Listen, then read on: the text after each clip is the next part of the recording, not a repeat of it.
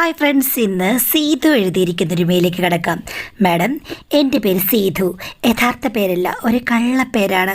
എനിക്ക് യഥാർത്ഥ പേര് പറയാൻ പറ്റുകയില്ല. എനിക്ക് 23 വയസ്സ്. 8 മാസത്തിന് മുമ്പ് ഞാൻ ഞങ്ങളുടെ വീടിനടുത്തുള്ള ഒരു സ്റ്റാർ ഹോട്ടലിൽ റിസപ്ഷനിസ്റ്റായിട്ട് ജോലിക്ക് കയറി. എന്നെ അറിയാവുന്ന ഒരു ബന്ധു തന്നെയാണ് എനിക്ക് ഈ അവസരം ഒപ്പിച്ചു തന്നത്. ഇൻ്റർവ്യൂവിന് അറ്റൻഡ് ചെയ്യാൻ പറഞ്ഞു. അവിടെ ചെന്ന് കഴിഞ്ഞപ്പോൾ എന്നേക്കാൾ സൗന്ദര്യമുള്ള 3-4 പെൺകുട്ടികളുണ്ടായിരുന്നു. അതിൽ എനിക്കും വേറെ പെൺകുട്ടിക്കുമാണ് ജോലി കിട്ടിയത്. ഞാൻ വീട്ടിൽ നിന്ന് പോയി വരികയാണ്. ചില ദിവസം രാത്രിയിൽ ഡ്യൂട്ടി കാണും. അപ്പോൾ ഞങ്ങൾക്ക് തങ്ങാനുള്ള ഫെസിലിറ്റിയൊക്കെ അവിടെയുണ്ട് മാഡം. എൻ്റെ കൂടെ ജോലി ചെയ്യുന്ന പെൺകുട്ടി എന്നേക്കാൾ സ്മാർട്ടാണ്. എല്ലാവരോടും ചിരിക്കുകയും സംസാരിക്കുകയൊക്കെ ചെയ്യും. ആരെങ്കിലും ഒന്ന് കമൻ്റ് അടിച്ചാലും അവൾക്കൊന്നുമില്ല. ഒന്ന് പോ, അല്ലെങ്കിൽ നാണിച്ച് നിൽക്കും. ഇംഗ്ലീഷൊക്കെ നന്നായി സംസാരിക്കും. എനിക്ക് ആദ്യമൊക്കെ ഒത്തിരി ബുദ്ധിമുട്ടായിരുന്നു. അവൾ പറഞ്ഞു, എല്ലാം അങ്ങ് പറഞ്ഞു പഠിക്കണം. പിന്നെ ആരെങ്കിലും ഏതെങ്കിലും രീതിയിൽ നമ്മളോട് തട്ടാനോ മുട്ടാനോ ഒക്കെ വന്നു കഴിഞ്ഞാൽ കോപിക്കുകയൊന്നും ചെയ്യരുത്. അഡ്ജസ്റ്റ് ചെയ്തങ്ങ് നിന്നോണം. അല്ലാതെ ആരെയും പിണക്കേണ്ട ഒരു ഫീൽഡല്ല നമ്മളുടേത് എന്ന് പറഞ്ഞു. അതൊക്കെ എനിക്കും അറിയാമായിരുന്നു. എന്ന് വെച്ചിട്ട് എനിക്കവിടെ പ്രത്യേകിച്ച് പ്രശ്നങ്ങളൊന്നും ഉണ്ടായിട്ടില്ല. ഞാൻ ചെന്ന് 1 മാസം കഴിഞ്ഞപ്പോഴാണ് അവിടെ ഒരു ഷൂട്ടിംഗ് നടന്നത്. അവിടെ അടുത്താണ്. അപ്പോൾ പ്രശസ്തനായൊരു നായക നടൻ. അങ്ങേർക്ക് ഫാമിലിയൊക്കെ ഉണ്ട്. എന്നാലും എല്ലാ പെണ്ണുങ്ങൾക്കും ഇഷ്ടമാണ്. പുള്ളി രാവിലെ അങ്ങോട്ട് കയറി പോകുമ്പോഴും ഇങ്ങോട്ട് വരുമ്പോഴുമൊക്കെ സ്റ്റാഫുകൾ അദ്ദേഹത്തോട് സംസാരിക്കാനും കാണാനും ഒക്കെ നിൽക്കും. പലരും ഫോട്ടോ എടുക്കും. ഞാനും എടുത്തു മാഡം. ഒരു ദിവസം ഞാനും എൻ്റെ കൂടെയുള്ള ആ പെൺകുട്ടിയും ഡ്യൂട്ടി ഉണ്ടായിരുന്നു.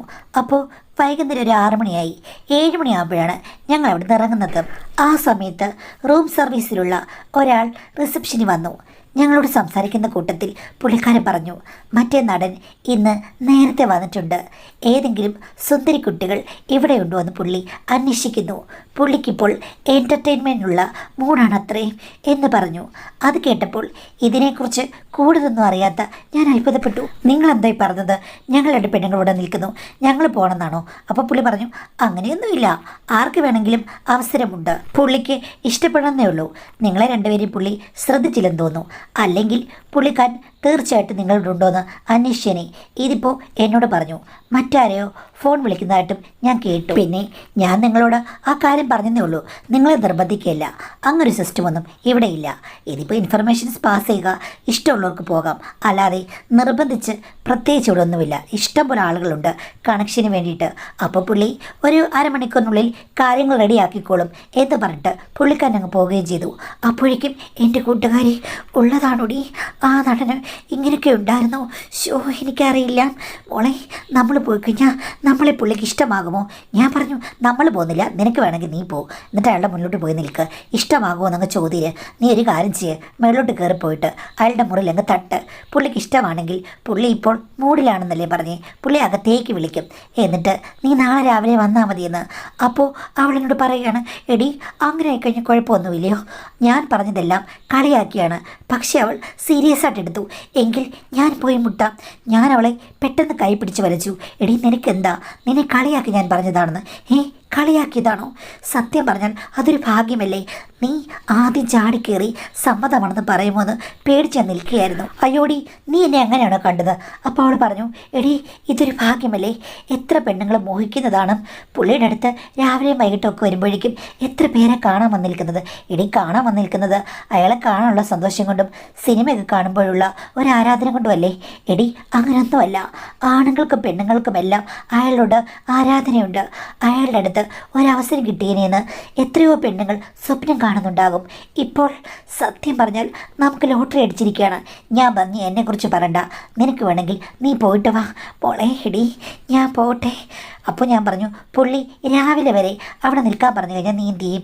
അപ്പോൾ ഞാൻ ഇവിടെ ഡബിൾ ഡ്യൂട്ടി എടുക്കുകയാണെന്ന് വീട്ടിൽ പറയും. എനിക്ക് ഒരു പ്രശ്നമില്ല മോളെ. എടി നീ എൻ്റെ കൂടെ ഒന്ന് വരാമോ? അവിടെ ഒരു വന്നാൽ മതി. ഞാൻ പുള്ളിയുടെ റൂമിൽ മുട്ടി വിളിക്കാം. പുള്ളിക്ക് താല്പര്യമുണ്ടെങ്കിൽ ഞാൻ പോകും. അപ്പോൾ നിനക്ക് മുന്നനുഭവങ്ങളുണ്ടോ? എനിക്ക് മുന്നനുഭവങ്ങളൊന്നുമില്ല. ചെറുതായിട്ട് തട്ടിലും മുട്ടിലും ഒക്കെ ഉണ്ട്. പക്ഷേ എനിക്കിങ്ങനെ വലിയ ഇഷ്ടമാണ്. എന്നെ ഇഷ്ടപ്പെടുമോ മോളെ? ഞാൻ പറഞ്ഞു, എങ്കിൽ ഒരു കാര്യം ചെയ്യാം, ആ ചേട്ടനെ നമുക്ക് വിളിച്ച് പറയാം നീ റെഡിയാണെന്ന്. എടി അങ്ങനെ പറയാൻ പറ്റുമോ? ഞാൻ പറഞ്ഞു പറയാം. ഉടനെ തന്നെ പുള്ളിയെ ഞാൻ ഫോണിൽ വിളിച്ചു. ഇവിടെ ഒരാൾ റെഡിയാണെന്ന്. അങ്ങനെ ആതിര എല്ലാം കൊണ്ട് റെഡിയായി. പുള്ളിക്കാരനപ്പോൾ പറഞ്ഞു, ചിലപ്പോൾ നിന്നെ ഇഷ്ടപ്പെടുമായിരിക്കും, ഒരു കാര്യം ചെയ്യ്, അങ്ങോട്ടൊന്ന് കയറി ചെല്ലാൻ. ഞാൻ പറഞ്ഞു, ഞാൻ നിന്നോട് വരുന്നില്ല, ആ ചേട്ടൻ്റെ കൂടെ നീ കയറി ചെല്ലാൻ. അങ്ങനെ അവൾ പോയി മാഡം. പോയിട്ട് അവളെ പിന്നെ ഞാൻ വിളിച്ചു കഴിഞ്ഞപ്പോഴേക്കും അവളുടെ മൊബൈൽ സ്വിച്ച് ഓഫ് ആയിരുന്നു. എന്തായാലും അവൾ അന്തഃപുരം പോകിയെന്ന് എനിക്ക് മനസ്സിലായി. ഒരു പെൺകുട്ടി അവളുടെ വിവാഹം പോലും കഴിഞ്ഞിട്ടില്ല, ഇതുവരെ ഒരു എക്സ്പീരിയൻസും ഇല്ലെന്നാണ് അവൾ പറഞ്ഞത്. പക്ഷേ എത്ര പെട്ടെന്നാണ് ഒരു സിനിമാറിന് വേണ്ടിയിട്ട് അവൾ തയ്യാറായത്. വല്ലാത്തൊരു മനസ്സിൽ തന്നെ ഒരു പേടിയുമില്ലേ? എന്തെങ്കിലും അബദ്ധം സംഭവിച്ചു കഴിഞ്ഞാൽ ആരിവൾക്ക് സമാധാനം പറയും? എന്തായിരിക്കും ഇവൾക്ക് ഇത്രയും ധൈര്യം വരാനുള്ള കാരണം? എനിക്ക് ഒന്നും മനസ്സിലായില്ല. ആ നടനെ എനിക്കിഷ്ടമാണ്. ഇവള് പറഞ്ഞതുപോലെയൊക്കെയുള്ള ഇഷ്ടങ്ങളും എനിക്കുണ്ടെങ്കിലും എനിക്ക് ഭയങ്കര പേടിയാണ്. പക്ഷേ അന്ന് എനിക്ക് ഉറക്കം വന്നില്ല മാഡം. തിരിഞ്ഞും പിരിഞ്ഞും കിടന്നു. ഇടയ്ക്ക് ഞാൻ അവളെ വിളിച്ചു, പക്ഷേ അവൾ ഫോൺ എടുത്തില്ല, സ്വിച്ച് ഓഫ് ആയിരുന്നു. പിന്നെ രാവിലെ 7 മണിയായപ്പോഴാണ് അവൾ അതെടുത്തത്. എടി, ഞാനിവിടെ തന്നെയുണ്ട്, താഴെ വന്ന് കുളിച്ച് റെഡിയായി, നീ 8 മണിയാകുമ്പോൾ വരില്ലെന്ന് ചോദിച്ചു. ഞാൻ പറഞ്ഞു, ഞാൻ വന്നുകൊണ്ടിരിക്കുകയാണെന്ന്. ചെന്ന് കഴിഞ്ഞപ്പോൾ അവൾക്ക് വലിയ ഉറക്കക്ഷീണമുണ്ട്. എന്തായാലും അവളോടൊപ്പം ഒന്നും ചോദിക്കാൻ പറ്റില്ലോ. ഒരു ബ്രേക്ക് കിട്ടിക്കഴിഞ്ഞപ്പോഴേക്കും ഞങ്ങൾ രണ്ടുപേരും കൂടെ ബ്രേക്ക്ഫാസ്റ്റിന് പോയി. ആ സമയത്ത് ഞാൻ അവളോട് ചോദിച്ചു, എടി എന്താണെന്ന്. അപ്പോൾ അവളോട് പറഞ്ഞു, ഒരു പോള ഞാൻ കണ്ണടച്ചില്ല. പിന്നെ ഞാൻ വിചാരിച്ചതുപോലെ ഒന്നും ആയിരുന്നില്ല. അയാൾക്ക് വല്ലാത്തൊരു ശക്തിയായിരുന്നടി. അതുമാത്രമല്ല, എന്തൊക്കെയോ വേറെ കാര്യങ്ങൾ അങ്ങനെ ഉപയോഗിച്ചിട്ടുണ്ടായിരുന്നു. എന്തുപയോഗിച്ചു അതെനിക്കറിയില്ലടി. പുരുഷന്മാർക്ക് 1, 2, 3 മണിക്കൂർ കഴിയുമ്പോൾ എന്തെങ്കിലും ഒരു സ്റ്റോപ്പ് ഉണ്ടാകുമല്ലോ. പക്ഷേ ഇങ്ങേർക്ക് വെളുപ്പിനെ വരെ യാതൊരു സ്റ്റോപ്പും ഉണ്ടായിരുന്നില്ലടി. കണ്ടിന്യൂസ് ആയിട്ട് അങ്ങേർ ആക്റ്റീവായി നിൽക്കുകയായിരുന്നു. ആളുകൾ പറയുന്നത് കറക്റ്റാണ്. പിന്നെ രാവിലെ ഒരു 5:30 ആയി കഴിഞ്ഞപ്പോഴാണ് എല്ലാത്തിനും പരിസമാപ്തി കുറിച്ചുകൊണ്ട് ഒരു പൊട്ടിത്തെറിയുണ്ടായെന്ന് അവൾ പറഞ്ഞു. ഞാൻ ചോദിച്ചു, അതൊക്കെ റിസ്ക് അല്ലേ എന്ന്. ആ റിസ്ക് ആണോ എന്ന് ആർക്കറിയാം. എന്തായാലും ഞാൻ എല്ലാം ഏറ്റുവാങ്ങി മോളെ. ഇനി വരുന്നിടത്ത് വെച്ച് കാണട്ടെ. പക്ഷേ ഇത്രയും ലോങ് ടൈമൊന്നും ഞാൻ ഒരിക്കലും പ്രതീക്ഷിച്ചല്ല. പക്ഷേ ഇപ്പം എനിക്ക് വേറെ ചില കാര്യങ്ങൾ പേടിയുണ്ട്. അതെന്താണെന്ന് വെച്ചപ്പോഴേക്കും, ഒന്നും പറയണ്ടാടി, പിൻമുറ്റവും മുൻമുറ്റവും എല്ലാം ഇപ്പോൾ കുളമാക്കി. അതുകൊണ്ടുള്ള ചില അസ്കിതകൾ എനിക്കുണ്ട്, അതിൻ്റെ പേടിയുണ്ട്. പക്ഷേ 1-2 ദിവസം കഴിയുമ്പോൾ എല്ലാം ശരിയാകാതിരിക്കല്ലേ. ഞാൻ പറഞ്ഞു, ഞാനറിയും, എനിക്ക് ഇതിനെക്കുറിച്ചൊന്നും അനുഭവമില്ല. അല്ല, ഞാൻ പറഞ്ഞു കേട്ടുണ്ട്, കല്യാണം കഴിഞ്ഞ 1 ആഴ്ചത്തേക്ക് അങ്ങ് ബുദ്ധിമുട്ടായിരിക്കുമെന്ന്. പിന്നീട് എല്ലാം അങ്ങ് ശരിയാകും. ഭർത്താവിൻ്റെ ഇഷ്ടത്തിൽ നിന്ന് കഴിഞ്ഞാൽ പിന്നെ ഭാര്യമാർക്ക് എല്ലാം അങ്ങ് ഇഷ്ടമാകുമെന്നാണ് എൻ്റെ ചേച്ചി പറഞ്ഞത്. എനിക്കറിയില്ല. എന്തായാലും ആ നടൻ നിൻ്റെ ഭർത്താവൊന്നുമല്ലല്ലോ. നിനക്ക് ഇത്രയും കാര്യങ്ങളൊക്കെ എങ്ങനെ താങ്ങാൻ പറ്റിയത്? അപ്പോൾ അവൾ പറഞ്ഞു, ആരാധനയാണ് മോളെ, നീ ഒന്ന് കാണണം. ഇത്രയും സുന്ദരനായ ഒരാൾ, അയാളെ എനിക്ക് കിട്ടിയില്ലെന്ന് ഓർക്കുമ്പോൾ മറ്റ് പ്രശ്നങ്ങളെല്ലാം ഞാൻ മറന്നു പോവുകയാണ്. ഇപ്പോൾ അവിടെ നടന്ന എല്ലാ കാര്യങ്ങളും പറഞ്ഞു കഴിഞ്ഞല്ലേ, നീ നേരെ എന്നെ വിട്ടിട്ട് ഓടിപ്പോകും. എവിടെ പോകുന്നു? അയാളുടെ അടുത്തേക്ക്. അല്ലടി മോളെ, നീ ഇതൊക്കെ കേട്ടുകഴിഞ്ഞാൽ സ്വയം ചില കൈത്തെറ്റുകളിലേക്ക് പോകാൻ വേണ്ടിയിട്ട് ഓടുവെന്നും ഞാൻ പറഞ്ഞു. എനിക്ക് അങ്ങനെയുള്ള സ്വഭാവമില്ലെന്ന് അവൾ എൻ്റെ ചുമലിൽ പിടിച്ചോണ്ട് പറഞ്ഞു. ഇങ്ങനെ നീ ഭയങ്കരമായി വാശി പിടിക്കരുത്. അയണം. നന്നായിട്ടയഞ്ഞെങ്കിൽ മാത്രമേ ഈ ഫീൽഡിൽ നമുക്ക് ഉയർച്ച ഉണ്ടാകുള്ളൂ. ഞാൻ പറഞ്ഞു, നിൻ്റെ പള്ളിപ്പുറമെല്ലാം കുളമായി, അതാണോ നിൻ്റെ ഉയർച്ച? അപ്പോൾ അവൾ പറഞ്ഞു, എടീ, അത് ഇഷ്ടപ്പെട്ട പുരുഷനെ സ്വന്തമാക്കുന്ന ത്രില്ല്. അതുമാത്രമല്ല, അദ്ദേഹം എനിക്ക് രാവിലെ പാരിതോഷികം തന്നാണ് വിട്ടത് എന്ന് പറഞ്ഞ് അവൾ കുറച്ച് നോട്ടുകെട്ടുകൾ ബാഗിൽ നിന്ന് എടുത്ത് കാണിച്ചു. ഞാനത് ഞെട്ടിപ്പോയി. ഇത്രയും അദ്ദേഹം തന്നതാണോ? രാവിലെ ആയപ്പോഴേക്കും ഇതെടുത്തോ മോളെന്ന് പറഞ്ഞിട്ടാണ് അദ്ദേഹം എന്നെ വിട്ടത്. എൻ്റെ പൊന്നു മോളെ, ഞാൻ ഇതൊന്നും ഉദ്ദേശിച്ചില്ല. ആ സുന്ദരനെ സ്വന്തമാക്കുമെന്ന് മാത്രമേ ഉള്ളൂ. ഈ ഒരു കാര്യം എൻ്റെ ഓർമ്മയിൽ പോലുമില്ല. പക്ഷേ ഇതുകൊണ്ട് ഗുണമുണ്ടായത് നിനക്ക് മനസ്സിലായല്ലോ. ഒരു വെടിക്ക് 2 പക്ഷി. അതുകൊണ്ട് പല നൊമ്പരങ്ങളും പല ചതവുകളും ഞാനങ്ങ് സഹിക്കുകയാണ് മോളെന്ന് അവളെന്നോട് പറഞ്ഞു. 3-4 ദിവസത്തേക്ക് അവൾക്ക് തീരെ വയ്യായിരുന്നു. പിന്നീട് ആ നടൻ അവിടെ നിന്ന് പോവുകയും ചെയ്തു. പിന്നീട് അവളെ വിളിക്കുകയോ അങ്ങനെയുള്ള കാര്യങ്ങളൊന്നുമില്ലായിരുന്നു. അദ്ദേഹം അവിടെ ഉള്ളപ്പോൾ ഈ ഒരു ദിവസം മാത്രമാണ് ഇത്തരം കാര്യങ്ങൾ പറഞ്ഞു കേട്ടത്. എങ്കിലും പോയത് മൂലം അവൾ അതിപ്രശസ്തയായി. പക്ഷേ 2-3 ആഴ്ച കഴിഞ്ഞപ്പോഴേക്കും അവൾ എന്നോട് പറഞ്ഞു, അബദ്ധം പറ്റിയെന്ന് തോന്നുന്നു. എനിക്ക് വിശ്വസിക്കാൻ പറ്റിയില്ല. ഒറ്റൊരു ദിവസം കൊണ്ടോ? അവൾ പറഞ്ഞു, അതിനൊക്കെ നിമിഷങ്ങൾ മതിയെന്ന്. അങ്ങനെ അവൾ അത് ഒഴിവാക്കാൻ വേണ്ടിയിട്ട് ഞങ്ങൾ രണ്ടുപേരും കൂടി ഒരു ഡോക്ടറെ കാണാൻ പോയി. അവിടെ ചെന്ന് കഴിഞ്ഞപ്പോഴേക്കും ഡോക്ടറോട് അവൾ ഇതെല്ലാം അങ്ങ് വിസ്തരിച്ച് പറഞ്ഞു. നടൻ്റെ പേരും നടൻ മൂലമാണ് ഇങ്ങനെ ഉണ്ടായെന്നൊക്കെ. അപ്പോഴേക്കും പുള്ളി അവളോട് ഹിസ്റ്ററിയൊക്കെ ചോദിച്ചു. അവൾ അതിനെല്ലാം വളരെ പോസിറ്റീവായിട്ട് ഉത്തരം നൽകി. ഡോക്ടർക്കൊപ്പം അവളോട് ഭയങ്കര താല്പര്യം. നമ്പരൊക്കെ വാങ്ങി. അത് കഴിഞ്ഞാണ് ഞങ്ങൾ പോകുന്നത്. ഞാൻ ചോദിച്ചു, ഇത്രയും പെണ്ണുങ്ങളുണ്ടായിട്ട് നീ എന്തിനാ അയാളെ പോയി കണ്ടത്? അയാളൊരു സുന്ദരനാണെന്ന് ഞാൻ പണ്ട് കുഞ്ഞമ്മയുടെ കൂടെ വന്നപ്പോൾ കണ്ടിരുന്നു. പക്ഷേ ചുമ്മാ അങ്ങനെ കയറുക. ഇപ്പോൾ ഒരവസരം വന്നപ്പോൾ പുള്ളിയുടെ അടുത്ത് പോയി പറഞ്ഞു. അതുകൊണ്ട് എന്താ ഫോൺ നമ്പർ കിട്ടിയില്ലെന്ന് പറഞ്ഞു. അങ്ങനെ അതൊഴിവാക്കി മാഡം. അത് കഴിഞ്ഞ ശേഷം ആ ഡോക്ടറുമായിട്ടുള്ള ചെങ്ങാത്തം അവളെ ഒത്തിരി രക്ഷിച്ചു. പുള്ളി കുറേ നാളത്തേക്ക് തടയിടാനുള്ള കാര്യങ്ങളൊക്കെ അവൾക്ക് പറഞ്ഞു കൊടുത്തു. എല്ലാം പ്രാവർത്തികമാക്കി വന്നു കഴിഞ്ഞപ്പോഴേക്കും അവൾക്ക് ഹോട്ടലിൽ ഡിമാൻഡ് കൂടിയിരുന്നു. ഹോട്ടലുകാരുടെ ഭാഗത്തും പല റിക്വസ്റ്റുകളുണ്ടായി. ഒരു VIP ക്ലയൻറ്റ് വന്നിട്ടുണ്ട്, അറ്റൻഡ് ചെയ്യുമോ എന്ന്. അവൾക്ക് സദാ സന്തോഷമായിരുന്നു. എല്ലാം അറ്റൻഡ് ചെയ്തോളാം എന്നുള്ള രീതിയിൽ ആസ്ഥാന ഗായിക അവളായി മാറി മാഡം. യാതൊരു നാണമോ അല്ലെങ്കിൽ ഒന്നുമില്ല. കല്യാണം കഴിക്കേണ്ടത് ചോദിക്കുമ്പോഴേക്കും അവൾ പറയും, കല്യാണമൊക്കെ എന്നോ നടക്കേണ്ട ഒരു കാര്യമാണ്, അത് എപ്പോഴെങ്കിലും നടന്നോട്ടെ. പിന്നെ നീ വിചാരിക്കുന്ന പോലെ ഒന്നുമല്ല. ഇന്നത്തെ കാലത്ത് പെണ്ണുങ്ങൾക്ക് വമ്പൻ ഡിമാൻഡാണ്. ഏത് പാതാളക്കിണറ്റിൽ ഇറങ്ങാൻ ആളുകൾ കാണും. അതുകൊണ്ട് അതോർത്ത് ദുഃഖിക്കേണ്ട. ഏതെങ്കിലും ഒരു കോന്തനെ എങ്ങനെ നടന്നാലും നമുക്ക് കിട്ടും എന്നൊക്കെ അവൾ പറയുകയാണ് മാഡം. എനിക്ക് സത്യം പറഞ്ഞാൽ അസൂയമുണ്ട്, പേടിയുമുണ്ട്. പക്ഷേ അവൾ പെട്ടെന്ന് തന്നെ ഏകദേശം മാസങ്ങൾ കൊണ്ട് തന്നെ വലിയ സമ്പന്നയായി മാറി മാഡം. രണ്ടറ്റവും കൂട്ടിമുട്ടിക്കാൻ പാടുപെടുന്നുവെന്ന് അവൾ എന്നും പറയും. പക്ഷേ ഇപ്പോൾ അവൾക്ക് രണ്ടറ്റവും കൂട്ടിമുട്ടിയെന്ന് മാത്രമല്ല, കൂടുതൽ അങ്ങോട്ടും ഇങ്ങോട്ടും കൂട്ടിമുട്ടാതെയും മുട്ടിയും ഒക്കെ കിടക്കുന്നുമുണ്ട്. അങ്ങനെ അവൾ കാറൊക്കെ വാങ്ങിച്ചു മാഡം. അതൊക്കെ എനിക്ക് ഭയങ്കര അത്ഭുതമായിരുന്നു.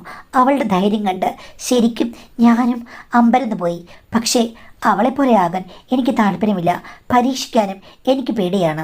അവളുടെ കയ്യിൽ നിന്നായിരുന്നു ഞാൻ പണം കടം വാങ്ങുന്നത്. ഭാഗ്യത്തിന് അവളുള്ളവരൊക്കെ എൻ്റെ സ്വഭാവം അറിഞ്ഞുകൊണ്ട് എന്നോട് പോകാമോന്നോ വരാമോന്നോ അല്ലെങ്കിൽ മറ്റ് ശല്യങ്ങളൊന്നുമില്ല. അവിടെ വളരെ പ്രൊഫഷണലായിട്ടാണ് കാര്യങ്ങൾ പോകുന്നത്. ഇഷ്ടമുള്ളവർ മാത്രം പോയാൽ മതി. അല്ലാതെ ആരെയും ഭീഷണിപ്പെടുത്താനോ അല്ലെങ്കിൽ വലിച്ചിടാനോ ഒന്നും ആരും വരില്ല. ഇവരുടെ കാര്യങ്ങൾ എനിക്ക് നന്നായിട്ട് അറിയാമല്ലോ. ഒരു ദിവസം അവൾ എന്നെ വിളിച്ചു കഴിഞ്ഞപ്പോഴേക്കും ഞാൻ എൻ്റെ മുറിയിൽ ഇരുന്നുകൊണ്ട്, എടി നീ കുറച്ചൊക്കെ ശ്രദ്ധിക്കണം എന്നൊക്കെ പറഞ്ഞ്, ഇത് എത്രാമത്തെ ആളാ എന്ന് പറഞ്ഞ് ഞാൻ കുറേ കാര്യങ്ങളൊക്കെ പറഞ്ഞു. എൻ്റെ അമ്മ അടുത്ത് നിൽക്കുന്നുണ്ടായിരുന്നു മാഡം. ഞാനത് കണ്ടില്ല. വാതിലിൻ്റെ സൈഡിൽ ഇത്തിരി കഴിഞ്ഞപ്പോഴേക്കും പുള്ളിക്കാരി അകത്തേക്ക് കയറി വന്നു. എന്തൊക്കെ തോന്നിയാ സാടി നിങ്ങൾ തമ്മിൽ സംസാരിക്കുന്നത് ഞാൻ കേട്ടു എന്ന് പറഞ്ഞു. അപ്പോൾ ഞാൻ അതിനെ എതിർക്കാൻ ശ്രമിച്ചെങ്കിലും അമ്മ പറഞ്ഞു, സത്യം പറ, ആ ഫീൽഡിൽ എന്താ നടക്കുന്നതെന്ന്. അപ്പോൾ ഞാൻ ഇവിടെ നടക്കുന്ന കാര്യങ്ങൾ വള്ളിപ്പുള്ളി വിടാതെ അമ്മയോട് പറഞ്ഞു. അമ്മ മൂക്കത്ത് കൈവച്ചു. അവളെയും അവളുടെ കാറും ഒക്കെ ഞാൻ അമ്മയെ കാണിച്ചു വെച്ചപ്പോഴേക്കും അമ്മ, എൻ്റെ പൊന്നുമോളെ, ഹോട്ടലിൽ ജോലിക്കൊക്കെ പോയി കഴിഞ്ഞാൽ കാറ് വാങ്ങിക്കാൻ പറ്റുമോ? നമ്മളുടെ ഗതിയൊക്കെ നോക്കിക്കേ, ഇപ്പോഴും നീ പോയിട്ടും ഒന്നും മെച്ചപ്പെട്ടിട്ടില്ലോ എന്ന് പറഞ്ഞു. അപ്പോൾ അമ്മ എന്നോട് ചോദിച്ചു, എടി നിൻ്റെ അഭിപ്രായത്തിൽ നീയാണോ അവളാണോ സുന്ദരിയെന്ന്? അതെന്താ അമ്മ അങ്ങനെ ചോദിക്കുന്നത്? അല്ല, നിൻ്റെ അഭിപ്രായം പറ, സ്വയം അഭിപ്രായം വേണമല്ലോ എന്ന്. അപ്പം ഞാൻ പറഞ്ഞു, എന്തായാലും അവളേക്കാൾ ഒരു 5 മാർക്ക് എനിക്ക് കൂടുതൽ കിട്ടുമെന്ന്. അപ്പോൾ അമ്മ പറഞ്ഞു, കറക്റ്റാണ്, 5 മാർക്കല്ല, നിനക്ക് 10 മാർക്ക് കൂടുതൽ കിട്ടും. അവൾക്ക് ഈ കാറ് മേടിച്ചെങ്കിൽ നിനക്കതിനേക്കാൾ 5 ലക്ഷത്തിൽ കൂടുതലുള്ള കാറ് വാങ്ങിക്കാൻ പറ്റും. അമ്മ എന്താ ഈ പറഞ്ഞു ചോദിച്ചു കഴിഞ്ഞപ്പോഴേക്കും അമ്മ പറഞ്ഞു, എടി ഇപ്പോഴത്തെ കാലത്ത് ഇതൊന്നും ഒരു പ്രശ്നമല്ല. അവിടെ നീ ജോലി ചെയ്യുന്നു. ആ ജോലി ചെയ്യുന്ന സ്ഥലത്ത് നിന്ന് നീ എങ്ങും പോകുന്നില്ല. അവിടെ തന്നെയാണ് കാര്യങ്ങൾ തുടങ്ങുന്നതും അവസാനിക്കുന്നതും. അതും വലിയ വലിയ ആളുകൾ മാത്രമാണ്. അതുകൊണ്ട് യാതൊരു റിസ്ക്കുമില്ല. എൻ്റെ പൊന്നുമോള് ഇനിയും ഇത്തരം ഗെയിമുകളിൽ പാർട്ടിസിപ്പേറ്റ് ചെയ്യാൻ ശ്രമിക്കണം. മാക്സിമം കാശുണ്ടാക്കാൻ ശ്രമിക്കണം. അമ്മേ, അത് റിസ്ക് അല്ലേ? എന്തെങ്കിലും പ്രശ്നങ്ങളുണ്ടായാലോ? അപ്പം അമ്മ പറഞ്ഞു, അതിനല്ലടി, ഇപ്പം എന്തൊക്കെയോ സുരക്ഷാ കാര്യങ്ങളൊക്കെ ഇല്ലേ അമ്മേ. VIPസിനൊന്നും അത് താല്പര്യമില്ല. അവർക്ക് അതൊന്നും വേണ്ട, ഒരു തടസ്സവും ഉണ്ടാകരുത് എന്നുള്ള രീതിയിലാണ്. മറ്റൊരു ഡോക്ടറെ കണ്ടിട്ട് എന്തൊക്കെയോ കാര്യങ്ങളൊക്കെ ചെയ്തിട്ടുണ്ട്. അതുകൊണ്ടാണ് അവൾക്ക് ഒരബദ്ധം പറ്റിയതാണ്. ഡോക്ടറാണല്ലോ ഓക്കെ ആക്കി കൊടുത്തത്. എടി, എന്തായാലും അവൾ ത്രൂ നിനക്ക് ആ ഡോക്ടറെ പരിചയമുണ്ടല്ലോ. അവളുടെ അബദ്ധം പോലെ നിനക്ക് പറ്റാതിരിക്കാൻ ശ്രമിക്കുക. അതിനു വേണ്ട എല്ലാ കാര്യങ്ങളും ഡോക്ടറോട് ചോദിച്ചിട്ട് നീ എന്തെങ്കിലും കാര്യത്തിന് ഒന്നിറങ്ങിത്തിരിക്കൂ. നമ്മുടെ വീടും ഒന്ന് പച്ച പിടിക്കട്ടെ എന്ന് അമ്മ പറഞ്ഞു. ഞാൻ അമ്മയോട് അത് ശരിയാണെന്ന് വെച്ചപ്പോൾ അമ്മ പറഞ്ഞു, എൻ്റെ 100% സപ്പോർട്ടുണ്ട്, വേറെ ആരോടും പറയണ്ട, അവളും നീയും തമ്മിൽ മാത്രം എന്ന് പറഞ്ഞു. പിറ്റേ ദിവസം ഞാൻ അവളോട് സംഭവിച്ച കാര്യങ്ങളൊക്കെ പറഞ്ഞു. അപ്പോൾ അവളിനോട് പറഞ്ഞു, നിൻ്റെ അമ്മ മിടുക്കിയാണ്. എൻ്റെ അമ്മ പണ്ടേ എന്നോട് പറഞ്ഞിട്ടുണ്ട്, കാശ് കിട്ടുന്ന കാര്യങ്ങളിൽ മാത്രമായിരിക്കണം നമ്മുടെ ശ്രദ്ധയെന്ന്. അതുകൊണ്ട് എൻ്റെ അമ്മയെ പോലെ തന്നെ നിൻ്റെ അമ്മയെ സപ്പോർട്ടാണെങ്കിൽ നമുക്ക് കോഴികൾ ഉണ്ടാക്കാം മോളെ എന്ന് പറഞ്ഞു. അവളെ വിശ്വസിച്ചാണ് മാഡം ഞാൻ നൃത്യങ്ങൾക്ക് ഇറങ്ങിയത്. പക്ഷേ അവൾ ആദ്യം എനിക്ക് കാണിച്ചെന്ന VIP പ്രായം 50. ഞാൻ പറഞ്ഞത് ശരിയാകുമെന്ന്. അപ്പോൾ അവൾ പറഞ്ഞു, അവൾ ഒന്ന് അദ്ദേഹത്തെ കണ്ടിട്ടുള്ളതാണ്, അതുമാത്രമല്ല അദ്ദേഹത്തിന് ഭയങ്കര സ്നേഹവും വാത്സല്യവും ഒക്കെയാണ്. ആവേശവും വളരെ കുറവാണ്, സ്നേഹത്തിൻ്റെ ആവേശം മാത്രമാണുള്ളത്. അതുകൊണ്ട് നിനക്ക് അദ്ദേഹം നല്ലൊരു പെർഫെക്റ്റ് തുടക്കമായിരിക്കും. എല്ലാം വിശാലമായ ഒരു ലോകത്തേക്ക് പ്രവേശിച്ച ശേഷം മാത്രം മതി വലിയ വലിയ കാര്യങ്ങൾ ഏറ്റെടുക്കുന്നത്. എന്നെപ്പോലെ നീ ഒരു ആവേശക്കാരിയല്ല.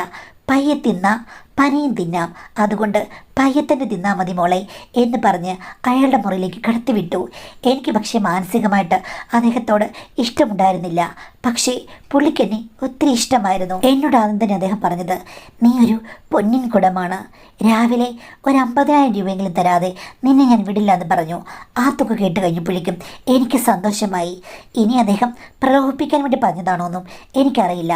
50,000 രൂപ എനിക്ക് വലിയൊരു തുകയാണ്.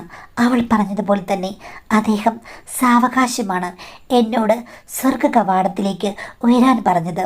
വളരെ മൃദുവായി സ്നേഹപൂർവ്വം പല മന്ത്രണങ്ങളും ജപിച്ച് അദ്ദേഹം എന്നെ ഒരു ഉപദേവതയാക്കി മാറ്റിയെടുക്കുകയായിരുന്നു. പിന്നീടാണ് സംഹാര നൃത്തത്തിൽ കളം വരച്ച് അദ്ദേഹം കാലൂന്നി ആടിത്തുടങ്ങിയത്. ആ സമയത്താണ് എനിക്ക് മനസ്സിലായത് എന്തൊക്കെ പറഞ്ഞാലും കഠിനമാണ് ഒരു ഘട്ടം താണ്ടാൻ. അപ്പോൾ ഞാൻ ദൈവത്തെ ഉറക്കെ വിളിച്ചുപോയി.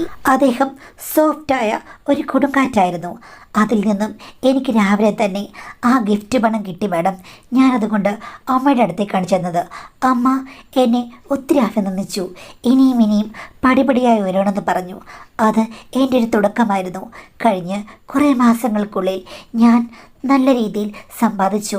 ഞങ്ങളുടെ വീടിപ്പോൾ പുതുക്കി പണിയാൻ പോവുകയാണ് മാഡം. എൻ്റെ ജീവിതത്തിൽ പല ടെസ്റ്റുകളും പല VIP-കളും വലിയ വലിയ ആൾക്കാരും വന്നു കഴിഞ്ഞിരിക്കുന്നു മാഡം. കുറച്ച് ദിവസങ്ങൾക്ക് മുമ്പ് ഒരു ബിസിനസ്സുകാരനാണ് വന്നത്. 50 വയസ്സുള്ളതാണ്. പുള്ളിയുടെ ഭാര്യ പിരിഞ്ഞു പോയ ആളാണ്. വലിയ കോടിക്കണക്കിന് സ്വത്തുള്ള ഒരാളാണ്. അയാൾക്ക് വേണ്ടി ഒരു ദിവസം ഞാൻ എൻ്റെ നൃത്തച്ചുവടുകൾ ഒന്ന് കാഴ്ചവെച്ചു. ഇപ്പോൾ പുള്ളിക്കാരൻ എൻ്റെ പുറകെ നടക്കുകയാണ്. വിവാഹത്തിന് എനിക്ക് താല്പര്യമില്ലെന്ന് ഞാൻ പറഞ്ഞു.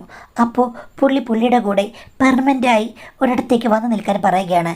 ഇനി ഹോട്ടലിലെ ജോലിയൊന്നും ചെയ്യേണ്ടതും മറ്റുള്ളവർക്ക് വേണ്ടി ഞാൻ ഒരിക്കലും നൃത്തച്ചുവടുകൾ ആടാനും പാടില്ലെന്ന് കൽപ്പിച്ചിരിക്കുകയാണ്. അയാൾ ഭയങ്കരമായി അധികാര മനോഭാവം എടുക്കുകയാണ്. ഹോട്ടലിൽ എനിക്ക് വർക്ക് ചെയ്യാനുള്ള അന്തരീക്ഷം ഇല്ലാതാക്കുമെന്നാണ് പുള്ളി പറയുന്നത്. അയാളുടെ കൂടെ ഒന്നുകിൽ കല്യാണം കഴിച്ചോ അല്ലാതെയോ ഞാൻ താമസിക്കണം. വട്ടുമൂത്ത് ഭ്രാന്തമായ സ്നേഹമൂത്ത് അയാൾ എൻ്റെ പുറകെ നടക്കുകയാണ് മാഡം. എങ്ങനെ ഹാൻഡിൽ ചെയ്യേണ്ടതെന്ന് എനിക്കറിയില്ല. ഞാൻ ഒരു കാര്യം ചോദിക്കട്ടെ, നിങ്ങൾ നല്ല വഴിക്കൂടല്ല നടക്കുന്നത്. നിങ്ങൾക്കും നിങ്ങളുടെ അമ്മയ്ക്കും പണം ഉണ്ടാക്കാനാണ് താല്പര്യം.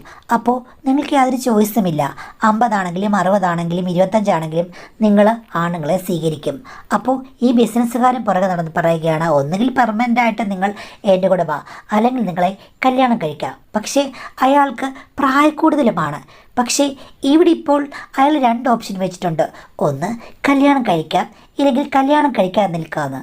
അപ്പോൾ നിങ്ങൾക്ക് തൽക്കാലം ഇങ്ങനെ ഒത്തിരി വേദികളിൽ നൃത്തമാടാതെ ഈ ഒരു വേദിയിലേക്ക് ചുരുങ്ങി നിങ്ങൾക്ക് നല്ല വരുമാനം ഉണ്ടാക്കാം. പക്ഷേ അത് നേരത്തെ പ്രീ പ്ലാൻഡായിട്ട് പുള്ളിയോട് പറയണം, എനിക്ക് എന്തെങ്കിലും കല്യാണം കഴിക്കാൻ താല്പര്യമില്ല, ഞാൻ വന്ന് നിൽക്കാം, എനിക്ക് അതിഭയങ്കരമായൊരു ബംഗ്ലാവ് വേണം, ഇത്രയ്ക്ക് രൂപ വേണം, എല്ലാ മാസവും ഇത്രയും വരുമാനം വേണം, എനിക്ക് ആഗ്രഹിച്ച ലക്ഷ്യങ്ങളൊക്കെ നേടിയെടുക്കണം. അങ്ങനെ നിങ്ങളുടെ സ്വപ്നങ്ങളുടെ ഡിമാൻഡുകളെല്ലാം അയാൾ പൂർത്തീകരിച്ച് തരുമെങ്കിൽ ആ ഒരു മനുഷ്യൻ ബാധ്യതയില്ലാത്ത ആളാണെന്നുണ്ടെങ്കിൽ അയാളുടെ കൂടെ നിങ്ങൾക്ക് അഡ്ജസ്റ്റ് ചെയ്യാൻ പോകാൻ പറ്റുമെങ്കിൽ, വിവാഹം കഴിക്കാതെയുള്ളൊരു ഓപ്ഷൻ ഉണ്ടെങ്കിൽ അത് കണ്ടിന്യൂ ചെയ്യാം.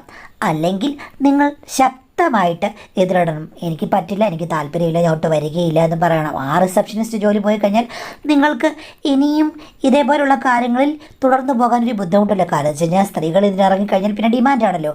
അപ്പം തൊഴിലിന് യാതൊരു ബുദ്ധിമുട്ടുമില്ല. പക്ഷെ താല്പര്യമില്ലെങ്കിൽ അമ്മയോട് പറയുക, അമ്മയ്ക്കെല്ലാം അറിയാമല്ലോ. അപ്പോൾ അമ്മയുടെ കൂട്ടിൽ നിന്ന് അയാളെ ഡിഫെൻസ് ചെയ്യുക, അതാണ് വേണ്ടത്. ഇനി അതല്ല, അമ്മയോട് പറഞ്ഞു കഴിയുമ്പോൾ അമ്മ ചിലപ്പോൾ ഓടുന്ന പട്ടിക്ക് ഒരു മുഴ മുമ്പേ അറിയുന്ന ആളാണെങ്കിലോ, ഇടി ഇത്രയും വലിയൊരു പണക്കാരനെ നിനക്ക് കിട്ടാനില്ല എന്നാണ് അമ്മ പറയുകയാണെങ്കിൽ ആ വഴിക്കും ചിന്തിക്കാവുന്നതാണ്. വലിയ ബാധ്യതകളില്ലാതെ നിങ്ങൾക്ക് ഒത്തിരി ദൂരം ഇങ്ങനെ അലഞ്ഞിനി നടക്കാതെ ഒരിടത്ത് അടിയാവുന്നതാണ്. അപ്പോൾ അതല്ലെന്നുണ്ടെങ്കിൽ നിങ്ങൾ നല്ലവളായിട്ട് ഈ ഒരു കാര്യങ്ങളൊക്കെ ഉപേക്ഷിച്ച് നല്ലൊരു സ്ത്രീയായിട്ട് ജീവിക്കണം. ഇതിപ്പം അവിടെ ഇവിടെയൊക്കെ ഇങ്ങനെ നടക്കുമ്പോഴേക്കും ഒരിടത്ത് അടങ്ങി നിൽക്കാനുള്ള സാഹചര്യമുണ്ട്, എല്ലാ സൗകര്യങ്ങളുമുണ്ട്. നിങ്ങളുടെ ഡിമാൻഡ്സ് എല്ലാം അംഗീകരിക്കുമെങ്കിൽ അങ്ങയുടെ പ്രേമവും അല്ലെങ്കിൽ ഭ്രാന്തമായ കാര്യങ്ങളുമൊക്കെ അംഗീകരിക്കാൻ പറ്റുന്നതാണോ എന്ന് ഒന്ന് പരിഗണിച്ച് നോക്കുക എന്നുള്ളതും ഒരു ഉപാധിയാണ്. എനിക്കത്രേ പറയാൻ പറ്റുകയുള്ളൂ. കാരണം വെച്ച് കഴിഞ്ഞാൽ ഇത് പ്രോത്സാഹിപ്പിക്കേണ്ട ഒരു സംഗതിയാണെന്നോ അല്ലെങ്കിൽ നിങ്ങൾ ചെയ്യുന്നത് ശരിയാണെന്നോ എനിക്ക് അഭിപ്രായമില്ല. അപ്പോൾ അതുകൊണ്ട് ഈ സിറ്റുവേഷൻ അനുസരിച്ചുള്ളൊരു ഉത്തരം പറഞ്ഞതേ ഉള്ളൂ, അല്ലാതെ ഇതിൽ ഒരിക്കലും ഞാൻ സപ്പോർട്ടല്ല.